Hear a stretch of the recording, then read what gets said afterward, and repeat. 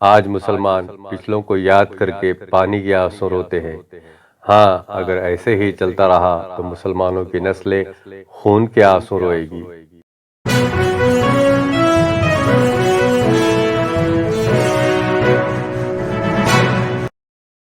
آج مسلمان پچھلوں کو یاد کر کے پانی کے آنسو روتے ہیں۔ ہاں، اگر ایسے ہی چلتا رہا تو مسلمانوں کی نسلیں خون کے آنسو روئے گی۔ آج کا مسلمان کس راستے پر جا رہا ہے پتہ ہے؟ نہیں نا؟ چلیے ہم بتاتے ہیں، اس کے بعد آپ بھی کہیں گے کہ ہاں یہ بات تو ہم بخوبی جانتے ہیں۔ ایک وقت تھا جب مسلم شیعہ سنی، حنفی شافعی صوفی مومن کے مناظرے کر رہا تھا، شعر و شاعری میں ماہر مسلمان مشاعرے کر رہا تھا۔ ایک مسلمان دوسرے مسلمان کو نیچا دکھانے کے لیے ایڑی چوٹی کا زور لگا رہا تھا۔ ایک قبیلہ دوسرے قبیلوں کو ماتحت کرنے کی کوشش میں لگا تھا۔ سب کے سب دنیاوی نشے میں ڈوبے ہوئے تھے، نشے میں ہوش و آواز کھو بیٹھے تھے۔ اسی وقت چنگیز خان نام کے درندے کی فوج مسلمان کے خون کی ندیاں بہا رہی تھی، مسلم عورتوں کی عزت تار تار کر رہی تھی، معصوم بچوں اور بوڑھوں کے خون سے چنگیز خان کی تلوار لبالب بھری ہوئی تھی۔ چاروں طرف ہاہاکار مچا ہوا تھا، زمین کا ایک بڑا حصہ بے چراغ ہو چکا تھا۔ اتنا سب کچھ ہونے کے بعد کچھ کو ہوش آیا تو پتہ چلا کہ آدھی آبادی نیست نابود ہو چکی ہے۔ جب پورا ہوش آیا تو ایک بڑی تعداد چنگیز خان کے خوف سے اس کے غلام ہو چکی تھی اور چند لوگ بغاوت کر بیٹھے۔ 100 سال تک چند افراد لڑتے رہے اور زمین پر امن قائم کیا، اور وہ امن 600 سال تک سلطنت عثمانیہ کے نام سے قائم اور دائم رہا۔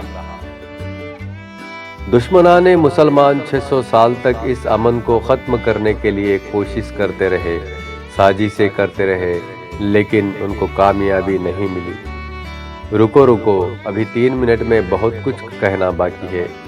آخر میں آج ہم کس چوکٹ پر کھڑے ہیں پتہ چلے گا۔ 600 سال تک طاقت، سازش، ہر طرح کی کوشش ناکام ہوئی۔ پھر دشمن اسلام نے آخری چال چلی۔ عرب سے کہا کہ آپ بہترین اونچے لوگ ہو اور چرواہے ترک آپ پر سینکڑوں سالوں سے حکومت کر رہے ہیں۔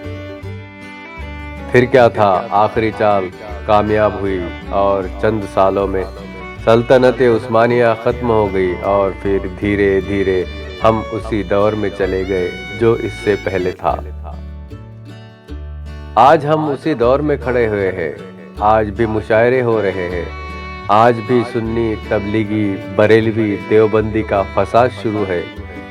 آج بھی ایک فرقہ دوسرے کو کافر کہتا ہے، آج بھی ایک لیڈر دوسرے کو نیچا دکھانے کے لیے کوشش میں لگا رہتا ہے۔ آج ایک مسلمان ہی دوسرے مسلمان کا دشمن بنا ہوا ہے۔ آج ایک مسلمان دوسرے کو کیسے لوٹا جائے اس سوچ میں ڈوبا ہے۔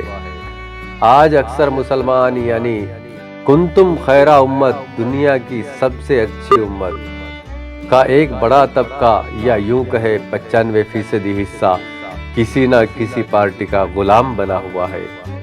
کوئی 87 ہزار دنگے کرا کر لاکھوں مسلمانوں کے قتل عام کا ذمہ دار ہے، ان کا غلام بنا ہے۔ کوئی مظفر نگر کانڈ کرنے والوں کا غلام بنا ہوا ہے۔ کوئی 52,000 بے گناہوں کو جیل میں ڈالنے والے کا غلام بنا ہوا ہے۔ یہ سب مسلمانوں کی لاشوں پر کھڑے ہو کر اسٹیج سے ماشاءاللہ انشاءاللہ کہہ کر اپنے آقاؤں کی تعریف کرتے نہیں تھکتے۔